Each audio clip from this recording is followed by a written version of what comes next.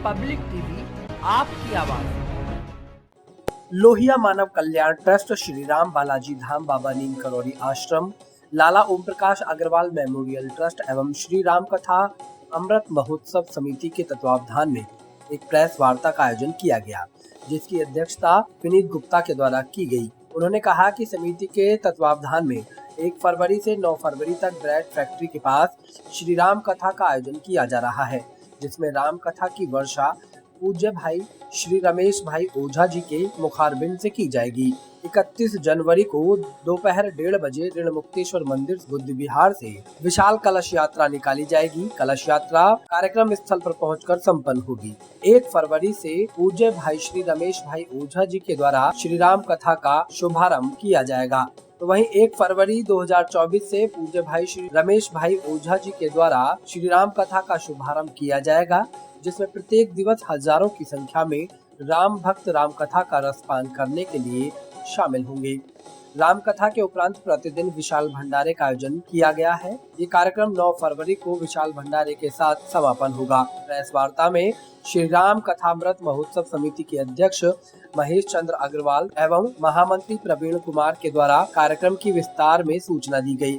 Press वार्ता में विभोर कुमार गुप्ता, विपिन कुमार गुप्ता, अंकुर अग्रवाल, अनिल कुमार शर्मा, ऋतु नारंग, ज्ञानेंद्र शर्मा, धीर शानदास, दीपक कृष्ण शास्त्री, राजीव अग्रवाल, प्रदीप अग्रवाल, राकेश अग्रवाल, शशि अरोड़ा, नरेश सक्सेना, अशोक सिक्का, पंकज माथुर, राम रतन शर्मा, पंकज सक्सेना, विनीत गुप्ता, AK गुप्ता, अजय नारंग के साथ और भी लोग उपस्थित रहे। मुरादाबाद में भगवान राम की बहुत बड़ी कृपा होने वाली है। यहाँ पर हमारे मुरादाबाद नगरवासियों के अनुरोध पर पूजनीय भाई श्री रमेश भाई ओझा जी द्वारा यहाँ राम कथा का आयोजन मुरादाबाद में किया जा रहा है 1 फरवरी से 9 फरवरी तक। कहाँ पर होगा और क्या व्यवस्थाएं की हैं, कितने लोगों की बैठने की?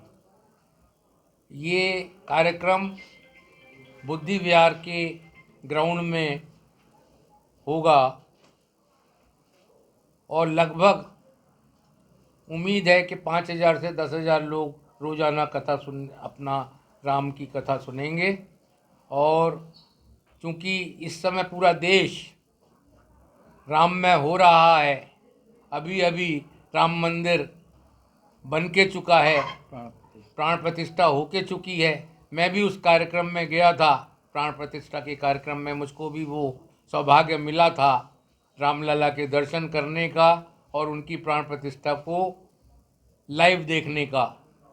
तो मैं तो अपने को बहुत भाग्यशाली समझता हूँ कि हमको वहाँ रामलला के दर्शन हुए और पूरा वातावरण जो आज पूरे देश के अंदर राम में हो रहा है, उसी उपलक्ष्य में हम लोगों ने भी ये विचार किया कि मुरादाबाद के जो नगरवासी हैं उनको भी राम कथा का श्रवण करके वो भी उसका धर्म लाभ कमाएं और जो भगवान श्री राम ने जो आदर्श स्थापित किए, वो स्थापित इसीलिए किए थे कि लोग उसका अनुसरण करें। तो राम कथा का जो मेन अभिप्राय है, राम जी की जो सच्ची पूजा है, वो तभी है जब हम उनकी आदर्शों का अनुसरण करें, उनकी कथा को सुन के उस मार्ग पर चलने की कोशिश करें। अच्छा सर, इसका समय क्या रहेगा कि मतलब कितने सत्रों में रहेगी और समय क्या रहेगा?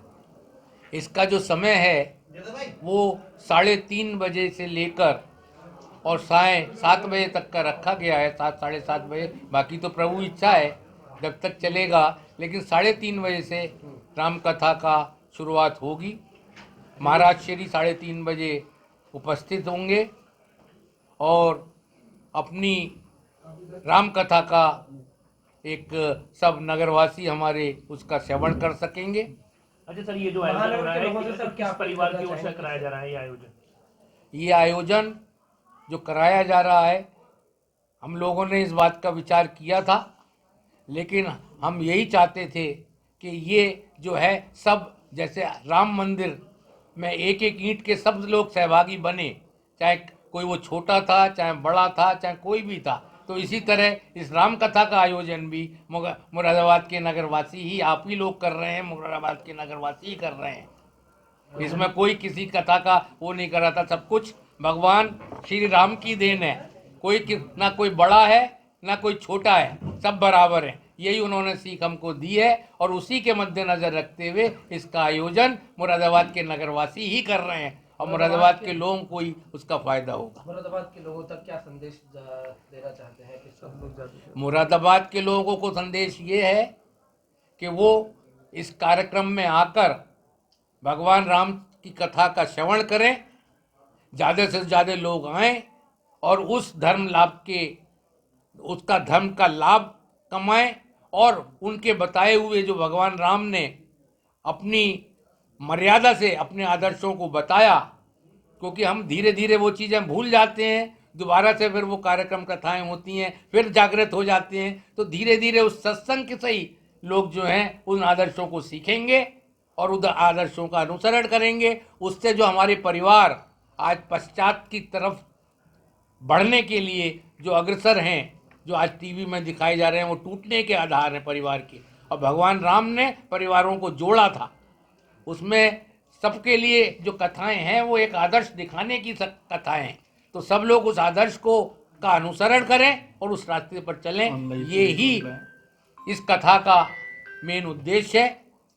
और मैं समझता हूँ जो लोग भी आएंगे वो उसका धर्म लाभ उठाएंगे। हमारे पूजनीय आदरणीय भाई श्री रमेश भाई ओझा जी पूरे भारतवर्ष के एक जाने माने और एक सबसे बड़े संतों में उनका स्थान है। तो वो उनकी कथा श्रवण करना अपने आप में, उनके दर्शन करना अपने आप में एक बहुत बड़ी बात होती है। तो इसलिए सब लोग आके उनके दर्शन भी करें और धर्म लाभ उठाएं। पब्लिक टीवी आपकी आवाज़।